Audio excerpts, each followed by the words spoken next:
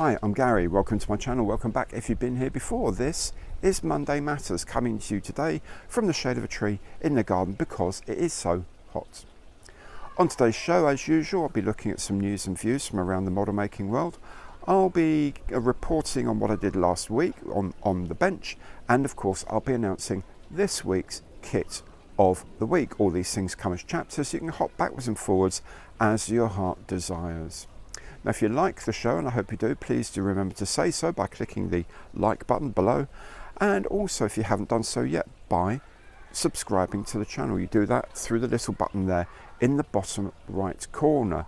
And of course, if you want to make a more concrete donation to the channel, you can do that through Super Thanks, you can do that through Patreon, buy me a coffee, and of course through visiting my merchandise channel, where you can buy all things Gary's stuff for yourself or for that very special Gary in your life. Links to all of these are in the information box below.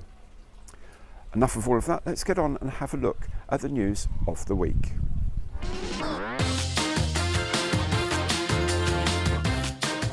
Kicking off this week is news of a new sub-Draken in 1/72 from Micromere. I'm wondering if the yellow bits indicate photo etch. I'm looking forward to this one being released, and will probably make one. Hobby 2000 has started delivery of their Hurricanes in 1/48.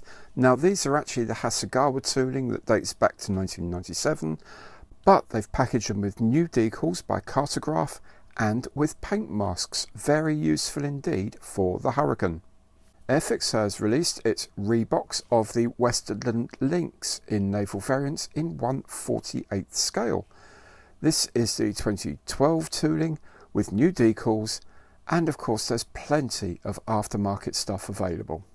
But if you've really got some time on your hands, then perhaps this new Lukegraf BE2C in 1/32 scale would suit you.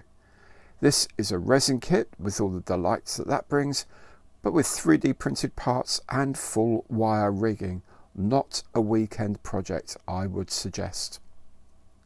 For the modern diorama, FC Model Trend has 4 new anti-tank weapons in 1/35 scale: the Spanish Instalator, the American Javelin, the British Enlaw, and the Swedish AT4. All of these are 3D printed.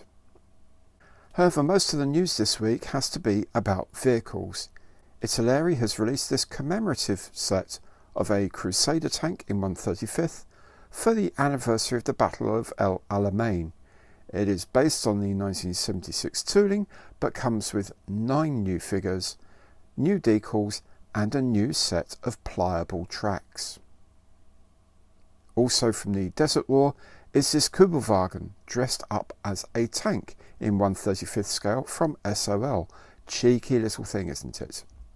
Tamiya has this 1/35 scale M4A3 Sherman, which comes with radio control, which is pretty cool, I have to say. Although the daddy of this must be this 1/12 scale Centurion, also from Tamiya, and also with radio control.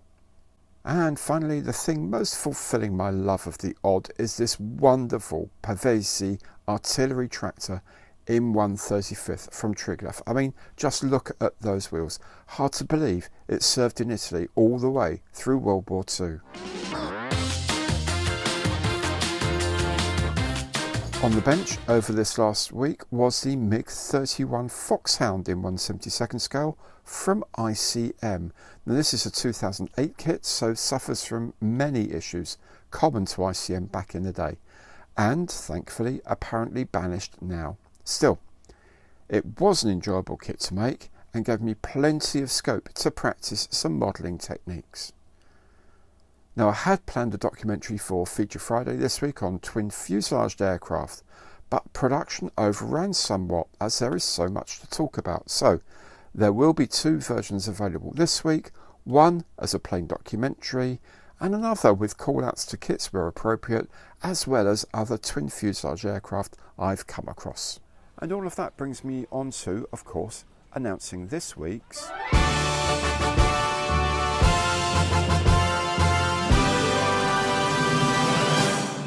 kit of the week. And the kit of the week this week is the Armour Hobby FM2 Wildcat in 1/72 scale.